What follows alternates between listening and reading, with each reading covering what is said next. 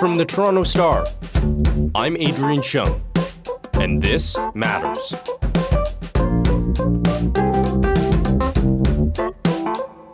The past few weeks for Asian Canadians and Americans have been really tough. Anti-Asian violence and racism is a constant in the headlines and in our lives.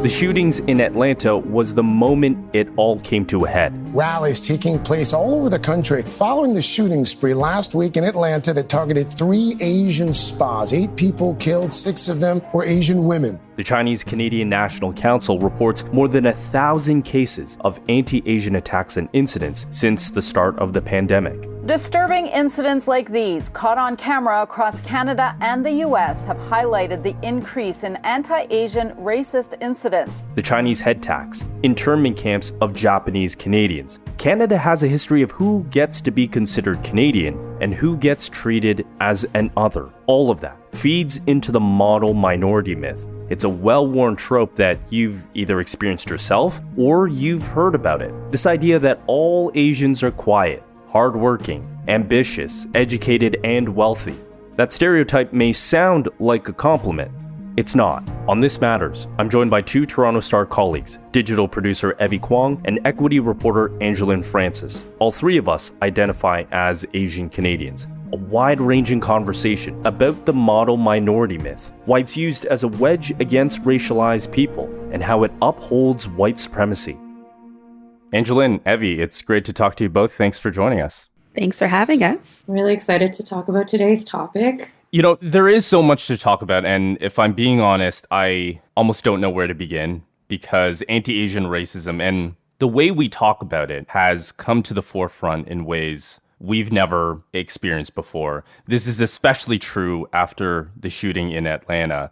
So the first thing I wanted to do was just check in with you both. Like, how are you doing? What has it been like to process what has been happening? It's a lot. I mean, it's hard to know where to start with this because for me, being an Asian woman and being a Chinese Canadian woman growing up here, I've never wanted to, especially when I was young, refer to myself as Chinese, and really like with all the rhetoric that's been happening with, Trump when he was the president, saying all these things like Chinese virus or, even saying stuff like Kung Flu like that. I just knew something bad would happen. Like, it's funny that we recorded something last June, right, Adrian, on This Matters. We had talked about this and it was more of the part where we had been seeing a rise in hate crimes, but it was like that fear, just SARS was a couple months, but I felt that. My mom felt that. Our businesses felt that.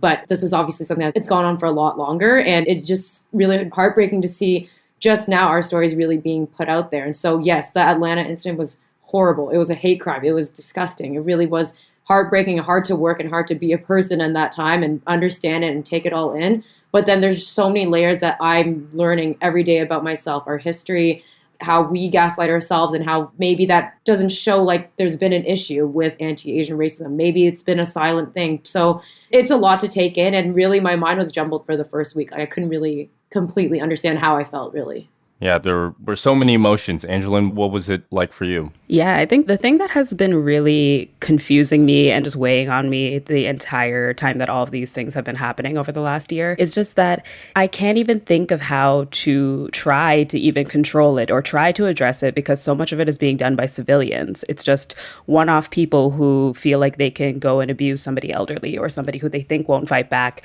or just have felt so emboldened by this. Like, I can think of other instances. Like, we never want to really compare anything, but like a lot of the violence against Black people is being perpetuated by police, by the state. So it feels like it's something that you have a lot more of a firm stance to say this is wrong and you're supposed to be serving us and you can't be doing this. But when it's just a one-off teenager or the 21-year-old in Atlanta, when it's just these one-off people, it feels like it's so much harder to control and so fear-inducing. Like, a lot of my family members, Chinese Jamaican, so half of my family is Chinese. I don't really get read as Chinese very often. I get read as Black more often than not, but my mom is an older Chinese lady. My aunt is 72 years old. I worry about her going to work all the time. Like, she's taking the subway constantly, and I just hope she doesn't encounter somebody like that in her day-to-day. You bring up such a good point of, at least in, not to compare them, but in different instances of racism, you can point to something that's institutionalized. But how do you control something when it's out in the public, when somebody passing by you can say something or do something. That fear is a lot bigger in some ways. Yeah, and unexpected. Like, I make a point to try to smile at people in my neighborhood when I'm out for walks, even if I have a mask on. And then now that I think about it even harder, I like make it even more of a point to smile. It feels like it comes up very often at different times, like women wearing hijab who are fearing like random attacks. And now it's especially East Asian and Southeast Asian people just kind of like, you don't know who you're passing on the street and if they mean you harm or not. Yeah, I feel the fear. When I was in Chinatown walking around, I see these old popos, which is a Chinese grandma, and I feel the need to walk really slowly next to them. And I really feel sad because, I'm not on neighborhood watch. It's not really where my hood is, but I feel like, oh my gosh, like anyone could go and just like punch this woman in the face, which is what we're seeing in San Fran, what we're seeing in New York. San Francisco police are stepping up high visibility patrols, hoping to restore a sense of security for the elderly Asian American community after a series of attacks. Family members of one 76-year-old victim say she is traumatized. And the big part of it is that we don't know these stories because these are the people perhaps of language barriers and internet barriers and also their own barriers of something more internalized, taking fault for being attacked for no reason, not being able to vocalize it. And even for me, just this past few weeks, like I mentioned this on Twitter, but I got a "go back to China, you don't belong here." Someone said that to me. And then just a week later, someone said, "Go back to me." And it's just like, it made me feel so horrible. Like I responded. And then when I responded and I said, "What?" They both ran away, like running. I felt it wasn't targeted towards me. I honestly feel like I am really way more worried about seniors and other people who may be newer immigrants. But it's kind of just like you saw me as a woman walking alone. And I feel like a really strong person. But at the end of the day, like I'm 5'2". The reality kind of set in when my mom was like, "You're still like physically small and they don't know you. They don't care about you. Yeah, you're loud, you're a strong person, but they don't see you." And that really made me feel really upset. And in previous times, I might have just shrugged it off and be like, that's the way of the world. That's how it is. But I just had to even just give that response. And the response of them running was just like, it was so cowardly. It was so insane and really just like broke my heart and made me feel like, damn, I'm really scared for the seniors. I really am. You mentioned we talked about anti-Asian racism on This Matters before. This was last summer. And at that point, there wasn't a ton of data on when and how often it was happening. I mean, people in the community were being verbally and physically attacked, but there weren't necessarily hard numbers on when that was happening. Angelyn, again, you mentioned how it's harder to track these things in some cases. That has changed. The Chinese Canadian National Council, they created a self-reporting tool for people to share incidents of racism, especially in cases where people don't feel comfortable coming forward or sharing that. And this report says since March of 2020, there are more than 1,000 cases of anti-Asian racism in Canada. And that's just self-reporting. Does that number surprise you guys? It honestly doesn't surprise me at all. Like, I'll be honest, when I got that "go back to China" thing 2 weeks ago, I didn't report it right away, which makes me feel really sad. It wasn't until I took those 2 incidents in a week where I was like, why did I not report this? The thing that I learned from that, having 1,000 plus cases across Canada, I'm sure there are so many more, right? Like, I didn't report it because, again, like, I think it's something in me that was like, oh, that's not a big deal. I don't want to raise flags. And really, that's for me, it's still an unlearning but internalized like model minority ideas, right? It's like, I just don't want to cause a fuss. I don't want anyone else to get involved. And the thing is that we need data to obviously prove change because these lived experiences aren't enough. Like these storytelling things for policies to change, for things to really happen, for people to care. It's unfortunate, but you need data. And so having that CCNC group create that portal where I went through it the other day and it was like, it's a lot of questions. It's pretty tough. And I can see how someone who doesn't have internet, if someone's a bit older, it isn't both simplified and traditional Chinese, but there's more people getting attacked like this. And I don't know if they have access. And they're definitely, in my own community, not first to call the police. They don't want to start anything. That's really how it is. And I feel sad myself that I even took it upon. I'm like, oh, just let it happen. But now that I've put my 2 accounts in, like that adds as data. That is a hate crime. You have said something to me that is racist and hurtful and really, messed my brain and my day and stuff like that. But I can't even imagine all the seniors and people who don't have access, who don't want to report, who want to stay silent. And I feel like that's why I'm most terrified for those kind of people. Non-reporting or not wanting to speak too loudly. This is a good transition for what we really wanted to talk about in this conversation, which is the model minority myth. And I'll stress the myth part because it's not true. But the consequences and the effects we know are real. Angelyn, you reported on a story about this idea. Can you define what the myth of the so-called model minority is? Yeah, so the origin, like the ideas around it obviously have been there prior to this, but it was first written about in a New York Times Magazine article in about 1966 or 68. And it was a sociologist who kind of defined the Japanese American as like the immigrant success story, the racialized success story, that because they are so studious, so law-abiding, so polite, so determined to seek out academic pursuits and start their own businesses, look at how they've been able to overcome. Why can't Black Americans do the same? That was what the entire crux of the article was, and that's how this was kind of introduced to the ether. So the model minority myth just kind of presents Asian Americans and Asian Canadians, mostly in like North America, as the golden child, I guess, of immigrants and of racialized people. It's this idea that there are good minorities, quote unquote good minorities, and there are bad minorities that don't do the same things, and why aren't they succeeding? That's really what it's centered on. Yeah, so it really puts out into the ether that the stereotypical traits of Asian immigrants or Asian Canadians, it just puts out that the stereotypical traits of Asian Canadians and Americans are super studious, good at math, good at STEM, will run their own businesses, are hardworking, and polite, quiet, and submissive. Evie, I think we have heard this myth repeatedly, sometimes by people within our own communities who believe in this myth, right? For sure. And I think growing up, like my own community, the Chinese Canadian community, growing up in Toronto, there's a lot of relations that we find with,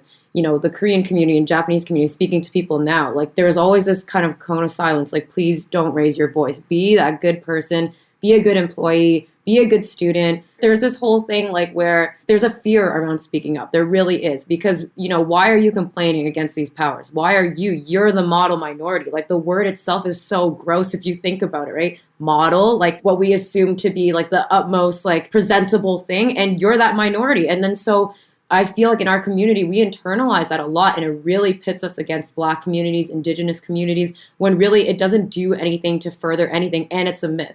We've seen this in real examples, like even with the Harvard cases where Chinese American parents were out there yelling at the fact that Black students were getting in. They're like, well, my kid has like a 98% average, and my kid does this, and you're not letting them in just because they're Asian. We're the model minority. We do everything. We don't complain. And there were protests around that, but really your target isn't the Black community. There's not enough of both of us in any sort of institution. So this is what kind of builds. And I'll say it myself, growing up, there are grandparents of people I know, friends of friends, and it's still very pervasive today in Canadian society, Chinese Canadian society. I'll speak to that.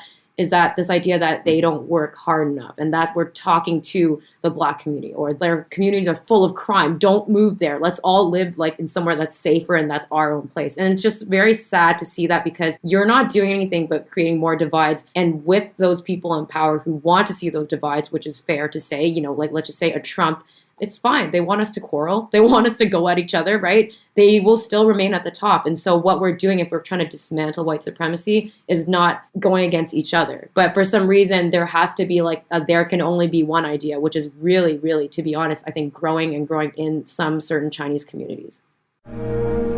We'll be right back.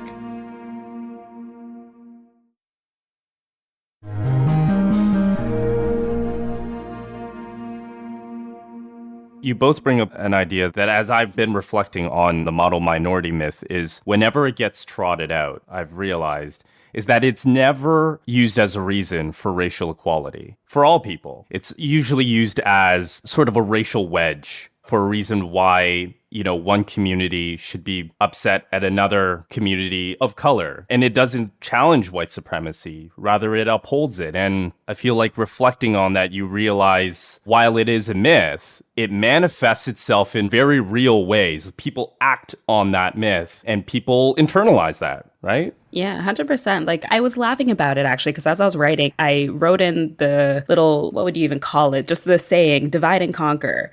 Like I think people think about that. And when at first you think about divide and conquer, you think, oh yeah, let's just split up tasks as a group. You go work on that. I'll go work on that. But the actual origin of that phrase is from imperialism. It's from the strategy that elite colonizers took to try to control the lands that they were going to, divide and conquer. So you have to make sure that the people who are under you aren't together because there's more of them than there are of you. So you try to pit them against each other. Like, my background's in the Caribbean. Like, the reason that Chinese and Indian people are in the Caribbean is because after slavery, they needed indentured servants to continue to do the sugarcane harvesting and that sort of thing. So indentured servants, they like, okay, cool, this will be a temporary contract. We will pay you. We're not going to pay you well. We're still going to overwork you.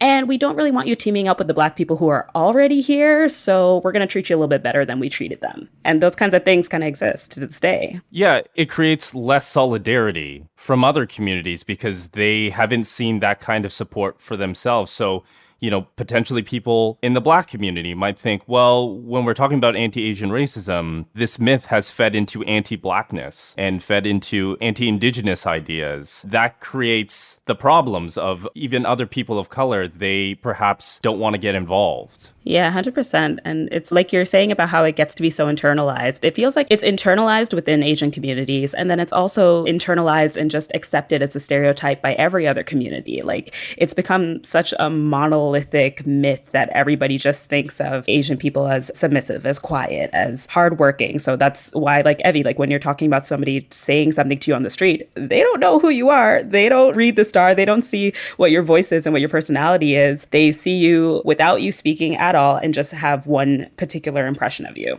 Yeah, and it's the most frustrating because, again, we bring this up all the time, but really it's funny because there's a problem with just saying everyone's Asian. There's billions of people who are Asian, of course, the diaspora, the countries, everything. Everyone they assume is from China. And even if you are from China, you speak Mandarin, and you're a person, you have no control over the empire. I don't think anyone deserves to get beat down or kicked in the face or punched just for the mere fact because of the way they look, right? But that's really what is happening. When we look at San Francisco, there's a Vietnamese man who got beat up. Chinese woman got beat up. A Filipino man who got beat up and actually died because of it. They don't care. And that's like kind of the really sad part. And I think a big part of this is that we don't want to be attacked and we don't want to be causing any noise and thinking that we're going to be okay in this life without doing that. And so when I grew up, I really was taught these values of if there's a problem, just don't say anything. And especially as a woman, it's like, please don't say anything. It's also like Asian men versus Asian women. There's a whole thing, especially in the Chinese community. There's a thing where there is a sort of hierarchy. You look at who is seen as more valuable as a child, maybe back in the day. I don't know about now, but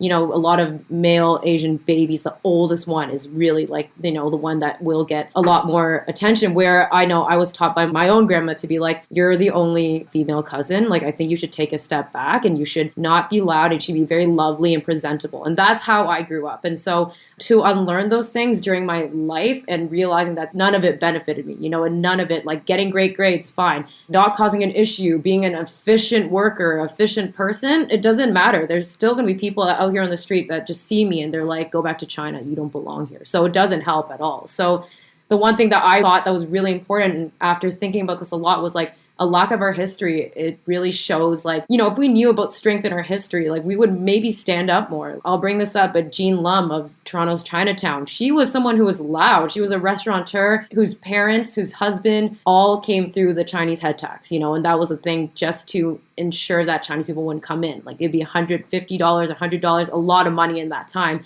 into Canada. But she wasn't quiet. She wasn't model minority as we think of what. She stood up. She led the Save Chinatown rally. And that's why, Chinatown used to be where City Hall is. It got moved because of City Hall. But, it still lives on to this day because of someone like her. And having that as an example in history is so important. And I didn't know that until I became older and had to seek this information. Perhaps if I had learned of a Chinese female pioneer who was willing to fight for her people, this model minority thing of being quiet and not saying anything and all these kind of things wouldn't be so, I guess, pervasive in our own communities. If I had seen an example, that would have been amazing. And I would say that in Hollywood, those tropes of the Asian male, Asian female being submissive, that's everywhere. So when I got to see myself when I was young, I didn't see myself fitting in as someone who had a voice. I didn't want to raise my hand in class. I didn't want to participate in meetings, and it took a lot of unlearning for me. Do you think things are changing? I mean, when I think about people perhaps who believe in the model minority myth and have internalized it, but then they also see what happened in Atlanta. They see the attacks in San Francisco. They see the anti-Asian rhetoric and racism here in Canada. Do you think that proves to people in Asian communities that myth really is an illusion? that it has been held up for some time, but especially in this moment in the pandemic, it's not real. It very clearly is not real for the people who have experienced this. Yeah, I think people who are younger are really trying to help their parents understand that. It's still a struggle for me. My mom does not always want me to be the loudest person, but I'm just like, I can't. I have to be. It's fine. There's a lot of values I love for my culture, but there's a lot of values I really dislike, especially the silence. I think it really doesn't help us, and it hurts us, and it hurts the Black community. It hurts the Indigenous community. It hurts all different communities. And I think, those kind of things, they really hurt. But to be honest, it's really unfortunate to hear that one of my aunties I grew up with, hearing about all these things of Asian seniors getting attacked, and she fits that mold. She said to me, like, but Chinese people are kind of loud. And I'm like, that doesn't mean you deserve to get hit. It doesn't mean you deserve to get beat up or anything. But instead of immediately being like, that's horrible, this happens to us, we need to fight together, she was like, maybe we're just being too loud and maybe that's why it happened. And I feel like that's so sad because that's how internalized it is. So as much as I think younger people are making a push, and I think Gen Z is really leading the way with real discourse and, really being out there fighting for other people and really pushing that narrative. There are some people in older generations in Canada, immigrants, don't have access to news or history or anything that we would want to know to help us have a clearer mind to think about things, that still blame themselves. Yeah, I think that it's definitely with the younger generation right now that it is starting to become such more like a vocal movement, and people are really talking about what anti-Asian racism looks like. Because I feel like we kind of have a tendency within ourselves, like especially when we want to support people who may be experiencing something that's a little bit more extreme at that moment, you kind of get more quiet about your own experience, but it just ends up leading to something like this. It kind of just ends up leading to letting something like this fester for so long and letting people really just internalize this idea that Asian people are smart, successful, don't need any help, when that's really just not true. Like, poverty exists across racial lines. The idea that people will just be easy targets and take it like this, like, it feels kind of sad. Like, I was talking to Avi Go, who runs the Chinese and South Asian legal clinic, and she was mentioning that when the government of Canada put out a whole task force about anti-racism initiatives, this was in like 2019, and anti-Asian racism wasn't really mentioned that much because it wasn't being talked about that much at that time still. So it feels like we're still just kind of behind on it. And it's such like a cycle that feeds itself because the model minority myth exists. It is part of the reason that a lot of this hate and violence kind of festers, but then it's also part of the reason why people end up being quiet about it. And it's great that it's really being kind of torn down in this moment, to be honest, because something can really be done to combat it. Yeah, I was noticing a lot of the media coverage after Atlanta was surrounding that. I was in a meeting with Asian American journalists, and they were talking about their own experiences in covering these kinds of stories. And somebody in this meeting said, the only reason why I thought Asian Americans would become the biggest story in North America is if violence happened to us. And that it's true, that it was proven to be true. And I found that to be such a heartbreaking thing because to these journalists, they didn't feel reflected in how things were covered in the media. And at the same time, they're part of that media too, that is trying to fight for more representation and to tell stories of all of our communities. And so I think about what you're just saying there of how it's this perpetuating cycle of people don't want to speak out because they don't see themselves reflected, but then they're not reflected because they don't speak out, and it all feeds into one another. It's a really complex kind of network of what's happening here. Yeah, and it all comes back to like how the fact that the default stereotype are these like 6 or 5 traits, which no person is made up of like 6 or 5 traits. No ethnic group, no race. Like there's so much to people in general, but then you don't get the opportunity to exist outside of that box. Exactly. And the lack of representation in perhaps popular culture, film, getting covered in the media, all those kind of things. It's really hard because when you think of, like we're talking about something else, of course, anti-Asian violence is a thing. But what feeds into that too are the tropes, like I've said, like in movies of who we are, right? Like we're always that quiet, nerdy character that just does the job and doesn't really have the name. Like you don't really know who they are. And, as a young Asian person, I saw myself only in that role. I never saw myself as someone outspoken or loud. And I was like, you're right. Like we have it okay. Like I have it okay, maybe. Another trope that we see a lot is the crazy rich Asian. And I think that's really hurtful because that is the model minority trope, that they're successful, that they're self-made, hardworking, successful. we're talking about the 1%, right? Like even less than that. And most people who identify as, an Asian American, Asian Canadian, that's not the story. We don't all have money. We're not all successful. We're not all working really hard to get this. And so when you kind of diminish those stories and we don't see them in popular media, all we really have is, that crazy rich Asian trope, bling empire trope. I think because there's not enough understanding within us and of other people and how they see us as Asian people, not even getting to the granular level of how different we are, they're just all going to assume we're fine, which is a terrible thing. We need our help. And it's also in that way, like it's a reverse thing too, where Asian people will think, I think we're fine. Like that's how we look. Like we seem fine. Like, I don't know. Like I think there's not a big issue. And then you gaslight yourself, which is a big part of that too, experience where you're like, I faced this racism, but like, was it racist? Like, are you sure? Like, is this worth reporting? And then it gets into this whole thing. And then you see what other examples are out there, because that's how people really learn. They're like, okay, who has paved the way? Who has done something? And again, with a lack of history, with a lack of good representation, generally people go to silence because they don't want to cause issues and they haven't seen anyone before them do it. And it's just really kind of sad. It's a very complicated thing. When we talk about model minority, it just touches so many parts of the way I grew up, but also seeing everyone else like this. It's actually crazy that we put it on ourselves, like to be this person and be this way when it doesn't even exist. Like it doesn't get you anything. And I think, as much as someone has been a model minority or like tried to live through that, they always and mostly will face the fact that they'll never get up there. Like they'll never be at the place where they could be like making decisions at a high level. It's always going to be you're working underneath somebody. And that's really like a lot of realizations among a lot of younger Asian Canadians and Asian Americans is like, no matter how hard I try, I fulfilled this. I had a 98% average. I went to all these amazing schools. They come back and feel like a total loss of identity, total loss of self, because they can't be anything more than that. And it's just kind of really sad just knowing that we have to work together, not against each other, to like really defeat white supremacy. Now that we're talking about the model minority myths, like what do you think people should be doing to fight back against that trope? Is it louder advocacy? Is it allies, especially white allies, calling out the behavior and the hate crimes that are happening? I'm not suggesting that this conversation will solve that, but how do we start moving towards making people realize that this really is a myth and that it's a damaging myth for people? Yeah, I think that that's also one of the really tricky parts with the model minority myth, because every single trait in there sounds positive.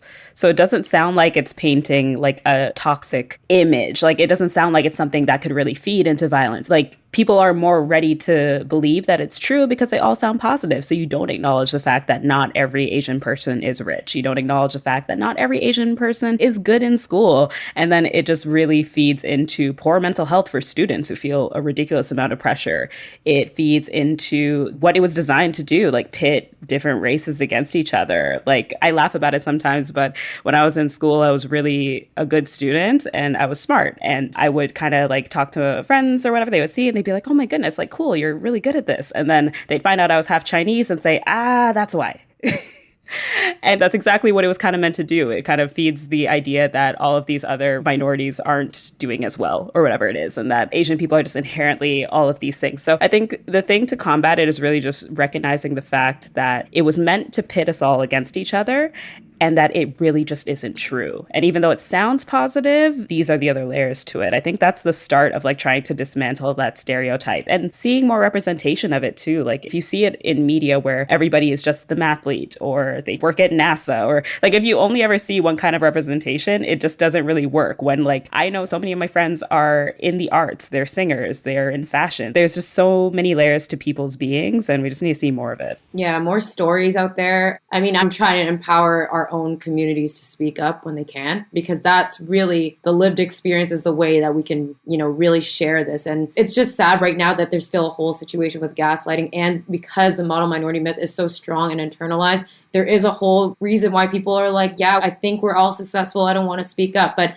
having more real stories come out. And I hate that it had to be put out this way, but in San Francisco, that elderly woman who fought back, right? Like, and actually was able to bring attention to the situations that are going down in San Francisco, which I'm sure lots are unreported and stuff like that. We got to learn about her and her story and how she came here, yes, for a better life, but she worked hard, and doesn't mean she's a model minority. She isn't particularly a high income person. She's just someone who's out here just trying to make her life, do her thing. And she also was someone who was like willing to fight back. And so like that story, I told my mom and she kind of like not laughed, it's horrible, but she was like, wow, she fought back. That's amazing. And her face is all everywhere on the news and she went to the news and all this. So it was like actually having that courage. And I really hope I could empower some people in our own community to share their stories, because it isn't something to ignore. It isn't something that isn't nothing. It isn't something that someone said to you down the street and you're like, oh, I'll just go home and like think about something else and not worry about it. But like these are real things. And so that's why, again, for that first incident when I was told to go back to China, I didn't even put it on Instagram. I didn't know what to do. I was like, am I being annoying? Am I saying too much? Like, why do I have to gaslight myself to say that? These are real experiences.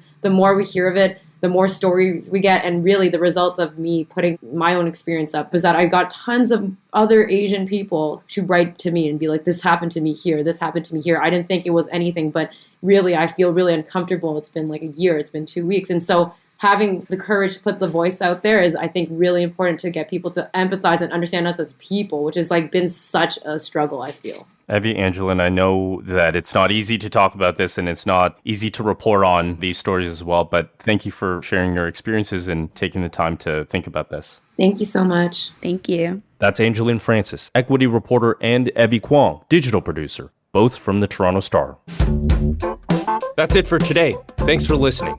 This Matters is hosted and produced by me, Adrian Cheung, Saba Aitazaz, and Raju Muthar. Produced and mixed by Sean Pattinen, and our director of programming is JP Fozo. Our show theme music is by So Called, and our episode music is by Mike DeAngelis. We want to hear what stories matter to you. Please send us comments, questions, or ideas to thismatters@thestar.ca. Please consider supporting the journalism the Toronto Star newsroom does at thestar.com. And don't forget to subscribe to This Matters on Apple Podcasts, Spotify, or wherever you listen to your favorite podcasts. Let's talk soon.